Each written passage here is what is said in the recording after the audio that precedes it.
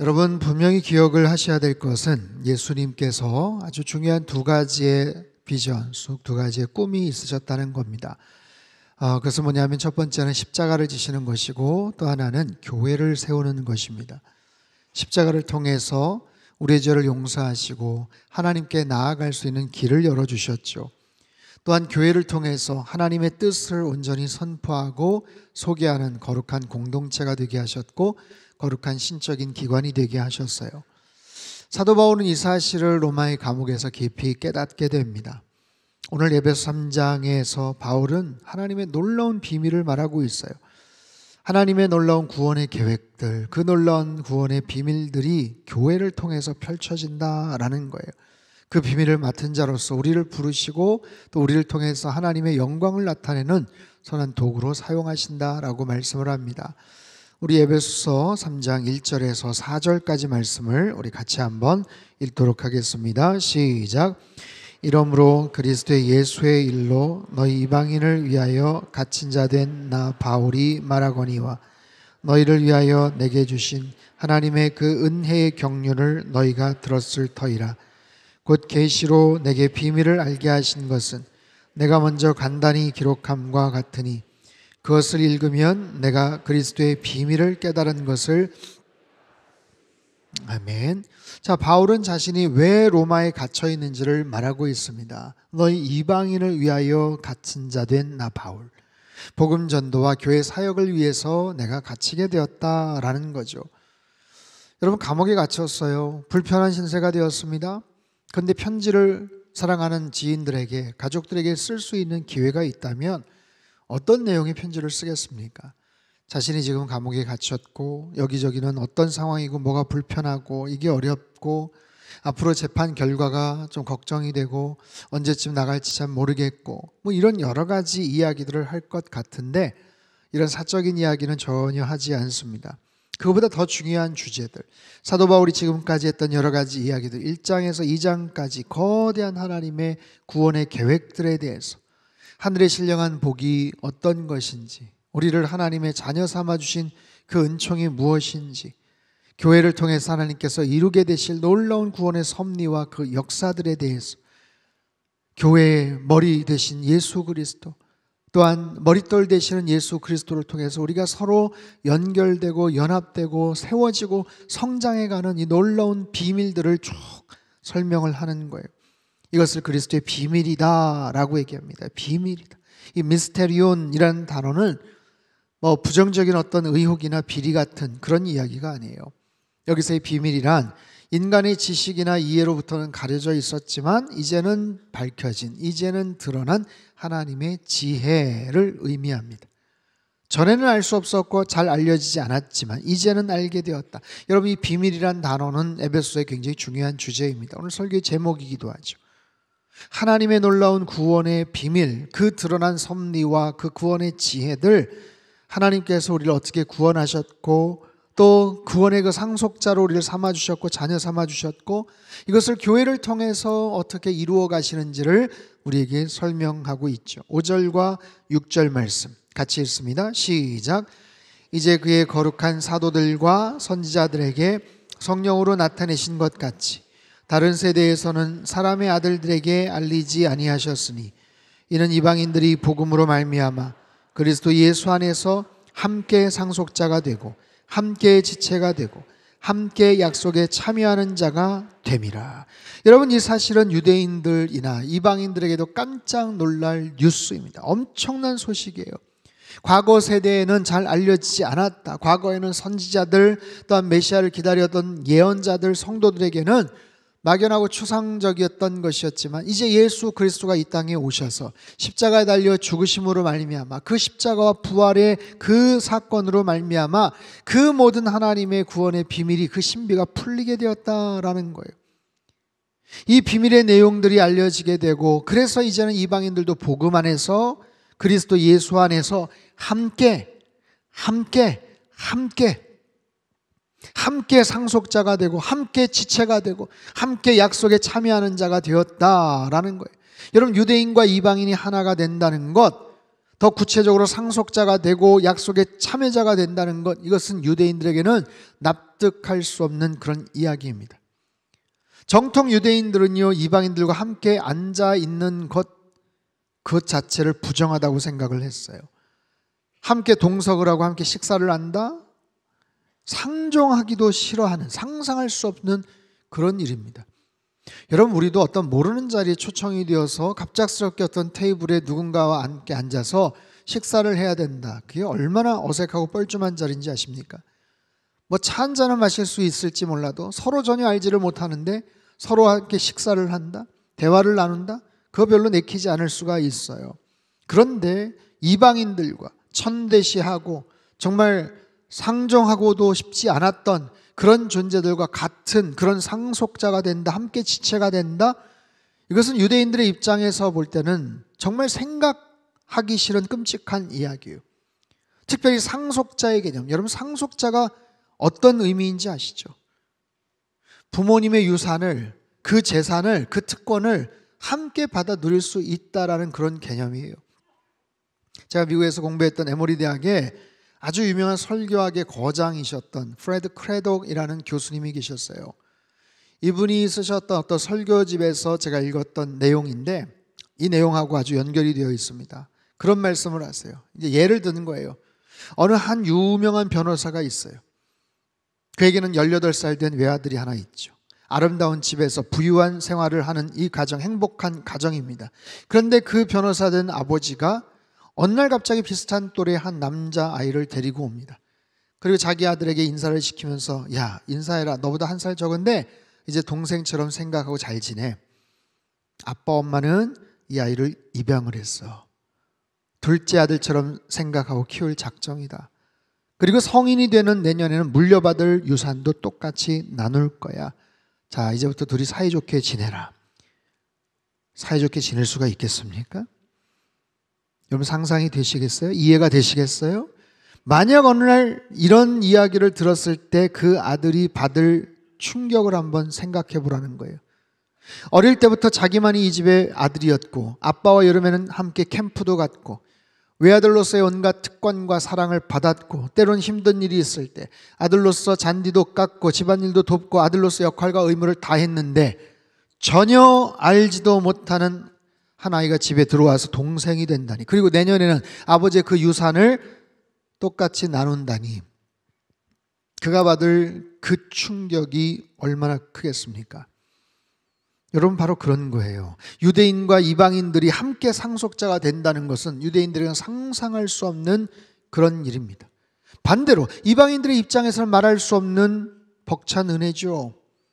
그런데 받은 은혜만이 아니라, 그 은혜 수혜자만이 아니라, 거기서 끝나는 것이 아니라 그 소식을 누군가에게 전하고 누군가에게 알리고 또 함께 동참시킬 수 있는 거룩한 도구가 된다. 그렇게 내가 쓰임받는다. 사도 바울이 거기에 대해서 얘기를 하는 거에 얼마나 감격스러운가. 자, 7절, 8절, 9절 말씀을 같이 한번 읽습니다. 시작. 이 복음을 위하여 그의 능력이 역사하시는 대로 내게 주신 하나님의 은혜의 선물을 따라 내가 일꾼이 되었노라. 모든 성도 중에 지극히 작은 자보다 더 작은 나에게 이 은혜를 주신 것은 측량할 수 없는 그리스도의 풍성함을 이방인에게 전하게 하시고 영원부터 만물을 창조하신 하나님 속에 감추어졌던 비밀의 경륜이 어떠한 것을 드러내게 하려 하심이라. 아멘. 내게 주신 은혜의 선물을 따라 측량할 수 없는 그리스도의 풍성함을, 측량할 수 없는 풍성함. 이 성서학자들이 이 단어를 여러 가지 모습으로 노력해요. 해석을 하려고, 설명을 하려고 노력을 합니다만 이게 설명이 잘 안 돼요. 측량할 수 없는, 헤아릴 수 없는, 깊이를 잴 수가 없는, 그 끝을 알 수가 없는, 추적할 수 없는, 탐구할 수 없는, 무한한, 셀 수 없는 바로 그런 엄청난 그리스도의 풍성한 그 은혜의 비밀을, 나에게 놀라운 은혜를 주셨는데 부족한 나를 통해서, 지극히 작은 자보다 더 작은 나를 통해서 이 소식을 전하게 하는 귀한 일들을 감당케 하셨더니 바울 사도는요, 이 사실을 묵상하면서 자신의 과거를 떠올리는 거예요. 자신의 과거를 회상하는 거예요. 자기가 어떤 존재였는지, 얼마나 부도덕하고 얼마나 부끄럽고 얼마나 하나님의 마음을 아프게 했던 그런 사람이었는지, 자기 나름대로는 열심을 갖고 있다고 하지만 기독교를 핍박하고 크리스천들을 박해하고 죽이고 포악하게 굴던, 그래서 세상의 모든 사람들보다 더 작디 작은 그런 존재. 자, 디모데전서 1장 13절에 15절 말씀입니다. 같이 읽죠. 시작. 내가 전에는 비방자요 박해자요 폭행자였으나 도리어 긍휼을 입은 것은 내가 믿지 아니할 때에 알지 못하고 행하였음이라. 우리 주의 은혜가 그리스도 예수 안에 있는 믿음과 사랑과 함께 넘치도록 풍성하였도다. 미쁘다 모든 사람이 받을 만한 이 말이요, 그리스도 예수께서 죄인을 구원하시려고 세상에 임하셨다 하였도다. 죄인 중에 내가 괴순이라. 죄인 중에 내가 우두머리다란 뜻이에요. 훈 프로토스 에이미에고. 나는 죄인 중에 우두머리다. 최악의 죄인이다. 최상급을 썼어요. 그리고 특별히 현재형 에고 에이미, 나는 누구다. 나는 과거에 한때 그랬고 지금은 깨끗하고 지금은 구별되고 지금은 괜찮은 사람이다가 아니라 나는 현재 여전히 그런 존재다. 그런 존재다. 그런 나에게 이런 놀라운 감격스러운 비밀을 알려주시고 그런 특권을 허락해 주셨음을 찬양하는 겁니다. 여러분, 사도 바울은 하나님의 복음 앞에서, 주님의 그 실제 앞에서 스스로의 모습을 깨닫게 됩니다. 여러분 어떠십니까? 내가 누구인지를 어떻게 아세요? 누구 앞에서 서면 내 실체를 여러분 깨달을 수가 있을까요? 어떤 상황 속에서 나를 볼 수 있을까요? 여러분, 세상에서의 지위와 권력과 돈과 명예는요, 나를 감춰줄 수 있습니다. 나를 세워줄 수 있어요. 근사한 옷을 입고 근사한 차를 타고 근사한 직함을 가지고 지위를 갖고 있으면 내 자신을 다른 여러 가지 모습으로 꾸밀 수가 있고 포장할 수가 있습니다. 반대도 마찬가지죠. 세상에서 나를 무시하고 손가락질을 할 수 있습니다만, 그러나 하나님의 현존 앞에서, 그분의 진리 앞에서 누가 감히 얼굴을 들 수가 있겠어요? 그분의 임재 앞에서, 그분의 심판대 앞에서 내가 무엇을 가지고 자랑하겠습니까? 세상에 어떤 것을 가지고 그분 앞에서 내세울 수가 있겠습니까? 그 하나님 앞에서는 여전히 내가 부족하고 부끄럽고 죄 많은 존재, 죄악 가운데 살던 우리들, 정말 마치 양자로 입양되기 전에 아까 이야기처럼 아무도 보호자가 없었고 학교도 갈 수 없었고 그저 거리에서 불황자로 비행소년으로 살아갈 수밖에 없었던 그런 비참한 운명의 그런 인생이지만, 어느 날 갑자기 아주 행복하고 안락한 집에 양자로 들어가서 그곳에 있는 친아들과 똑같은 특권과 은총을 누릴 수 있다면, 여러분, 이것이 얼마나 엄청난 은혜겠어요. 이 놀라운 특권과 은혜를 부족한 나에게 깨닫게 하시고 부여하시고, 그리고 그 사실을 내가 전할 수 있도록 기회를 주셨다. 나를 통해서 알게 하셨다. 나만이 아니라 더 나아가서 교회로 인해서, 교회를 통해서 그 다음 스텝에 놀라운 일들을 전하게 하셨다라는 거예요. 교회에 대한 이야기. 여러분, 에베소서는 교회 이야기예요. 교회 이야기. 내가 하나님 자녀되고 내가 구원받은 거기에서만 끝나는 것이 아니라 함께 구원받은 무리들로서 그 교회 공동체가 그 다음 단계로 무엇을 해야 되는지를 가르쳐 주셔요. 10절 11절 말씀 같이 읽습니다. 시작. 이는 이제 교회로 말미암아 통치자들과 권세들에게 하나님의 각종 지혜를 알게 하려 하심이니 곧 영원부터 우리 주 그리스도 예수 안에서 예정하신 뜻대로 하신 것이라. 보세요, 이 하나님의 놀라운 일들을, 교회를 통해서 이루어질 이 놀라운 일들, 이 교회 사명이 지상에서만 국한되는 것이 아닙니다. 하늘에 있는 통치자들, 권세자들에게까지 하나님의 비밀이 알려진다는 거예요. 비밀을 알리는 역할이라는 거예요. 지상뿐 아니라 정말 천상에서도, 육체만이 아니라 영적 존재까지도 주에게 부탁하신 일, 천사도 흠모하겠네.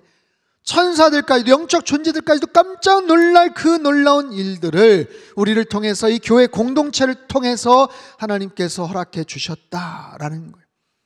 하나님의 놀라운 구원의 비밀 계획들, 이 풍성한 은혜를 허락해 주신 그 하나님이, 놀라운 혜택을 받은 우리가 사도 바울처럼 이방인의 사도로 헌신했던 그처럼 우리도 또한 그런 모습으로 각자가 살기를 원하신다라는 거예요. 우리는 어떤 모습으로 살아갈 수가 있을까요? 각자에게 주신 그 사명 따라서 어떤 모습으로 살아갈 수가 있을까요? 어떤 마음과 어떤 태도를 가지고 살아갈 수 있을까요? 구원받은 그 시점에서 그 다음 스텝을 어떤 마음을 가지고 어떤 시야를 가지고 사명을 가지고 살아갈 수가 있을까요? 하나님이 갖고 계시는 계획. 자, 12절 13절 말씀 우리 같이 한번 읽습니다. 시작. 우리가 그 안에서 그를 믿음으로 말미암아 담대함과 확신을 가지고 하나님께 나아감을 얻느니라. 그러므로 너희에게 구하노니 너희를 위한 나의 여러 환난에 대하여 낙심하지 말라. 이는 너희의 영광이니라. 아멘. 담대함과 확신을 가지고 나아가자는 거예요. 여러분, 바울의 스케일이 엄청 커졌습니다. 영적인 시야가 너무너무 넓어졌어요. 지금 자신이 갇힌 것은 지금 하나도 중요하지 않아요. 낙심하지 마라. 야, 내가 갇힌 것, 이 환난 낙심하지 마라. 이거 아무것도 아니다. 너희가 누릴 영광이고 내가 얻게 될 영광이다. 여러분, 이것이 복음의 비밀이에요. 복음의 비밀입니다. 비밀이라는 것이 처음에 들었을 때 이게 확 와닿을 수 있기도 하지만 그렇지 않을 수도 있어요. 비밀이기 때문에 모든 사람이 듣자마자 쾌재를 부르고 야, 이건 대박 사건이네, 이건 엄청난 로또 같은 거네, 그렇게 이해를 할 수 있다면 모든 사람들이 다 교회에 오고 정말 예수님의 그 길을 쫓아갈 텐데 그렇지 않아요. 우리가 복음을 전하고 예수님의 이야기들을 나누면, 고난의 길을 이야기하고 십자가의 길을 얘기하면, 그리고 좀 더 참고 용서하고 용납하고 사랑해야 된다고 이야기를 하면, 소망을 품고 견디라고 인내하라고 이야기를 하면 사람들의 마음속에 밀쳐내는 게 있어요. 장차 얻게 될 천국의 면류관이 있어요. 영광의 승리가 있어요 라고 해도 깨닫지를 못합니다. 이해하지를 못합니다. 그리고 우리의 모습들을 보면서, 십자가의 모습을 보면서 의심합니다. 저항합니다. 그리고 불편한 기색을 토로합니다. 저런 모습으로 살아가는데, 십자가에 달려 죽었는데 그걸 내가 어떻게 받아들이겠냐, 대놓고 공격을 합니다. 그래서 사람들이 받아들이지를 못하고 쉽게 이해하지를 못하는 거예요. 여기에 대해서 사도 바울이 얘기를 했죠. 고린도전서 1장 18절 말씀 우리 큰 소리로 같이 한번 읽습니다. 시작. 십자가의 도가 자들에게는 미련한 것이요 구원을 받는 우리에게는 하나님의 능력이라. 아멘. 이 복음의 비밀이, 이 십자가의 도가 멸망하는 자들에게는 미련한 것처럼 보인다라는 거예요. 한심해 보이고 이해가 안 되는 거죠. 하지만 구원을 얻는 우리에게는 하나님의 놀라운 능력인 줄로 믿습니다.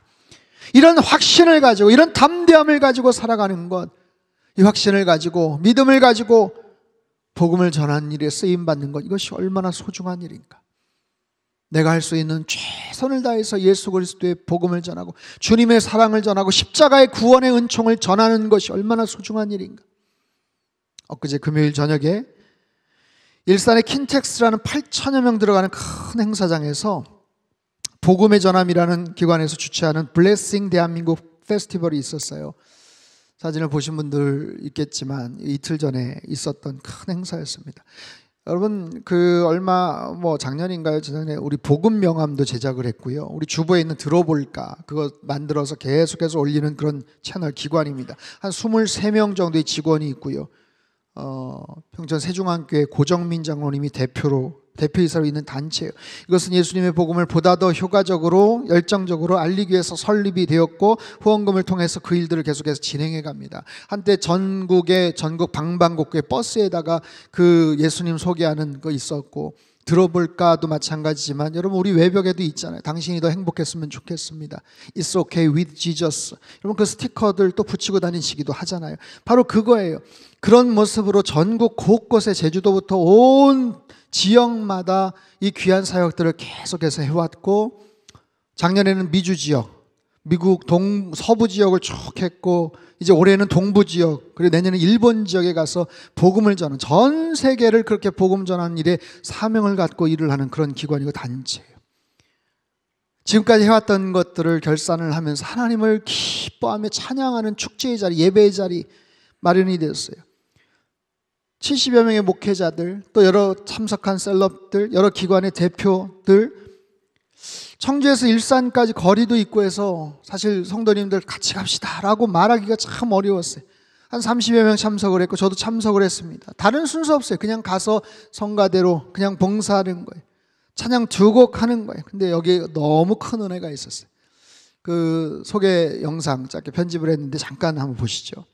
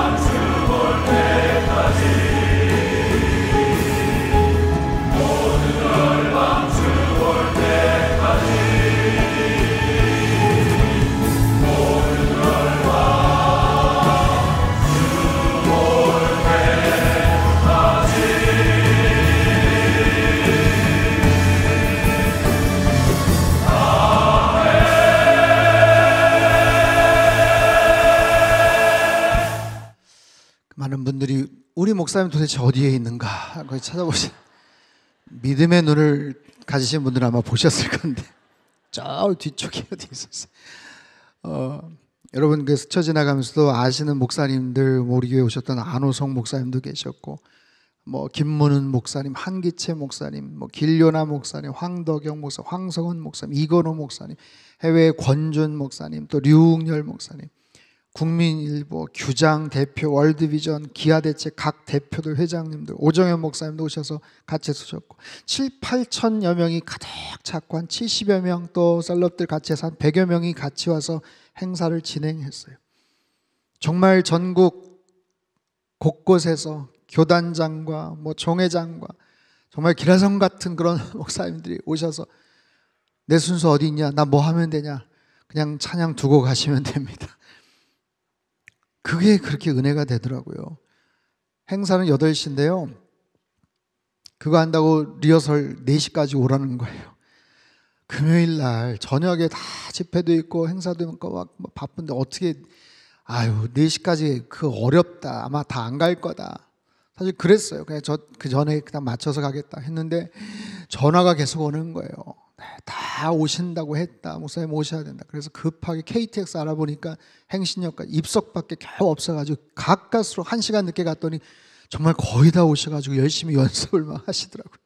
다들 놀란 건 그 앞에 7,000명, 8,000명이 꽉 찬 것도 대단하지만, 야, 여기 정말 전국에서 제일 바쁘신 그런 목사님, 제주도에서 오셨고요, 미국 동부에서 서부에서 이 행사 때문에 3박 4일 일정으로 하고서 또 가셨어요. 4박 5일 일정하고 또 가셨어요.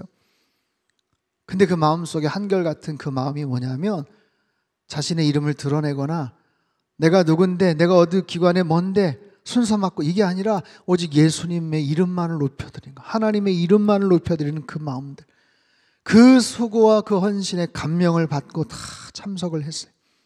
이제는 이 복음의 전함이 뉴욕 타임스퀘어에 광고를 합니다. 전 세계 중심 도시, 수많은 사람들이 왔다 갔다 지나가지만 예수님 알지 못하는 그곳에 저렇게 큰 건물에 광고를 지난 2월 24일부터 시작을 했어요.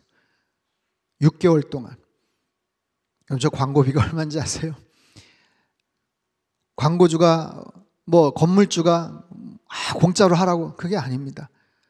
10분 광고하는데 25,000원이에요. 10분. 20분 5만 원이면 이제 20분 하는 거 할만하겠다 싶은데, 여러분 계산해 보시면 하루에만 360만 원입니다. 하루에. 그걸 6개월을 하는 거예요. 6개월을. 믿음의 사람들이, 미국에 있는 많은 사람들이 예수님 알지 못하고 온갖 세속문화의 정점에 살아가는 그 바쁘고 분주한 그 거리에 It's okay with Jesus, 예수님이면 괜찮습니다. 여러분 실패해도 괜찮습니다. 여러분 혼자라도 괜찮습니다. 여러분 외로워도 괜찮습니다. 여러분 가난해도 괜찮습니다. 지금 병이 들었어도 괜찮습니다. 주님과 함께하면 괜찮습니다. 얼마나 많은 사람들이 위로를 받고 예수님을 소개받을 것인가. 정말 많은 사람들이 그 뜻에 동참하고 함께 감동을 하면서 오직 예수님의 이름만을 높여드리자 라는 취지로 모였고 함께 그 진행이 되는 거예요. 사랑하는 성도 여러분, 우리가 하나님의 자녀가 된다는 것은 너무나도 귀한 일입니다. 예수님 안에서 하나님의 자녀가 되는 거예요. 구원의 소식은 바로 그런 겁니다. 하지만 언제까지 예수님의 자녀로서만 머무는 것이 아니에요. 그 이후에는 제자됨을 살아야 돼요. 하나님의 제자로서 살아가는 거예요. 복음이 바로 그런 거예요.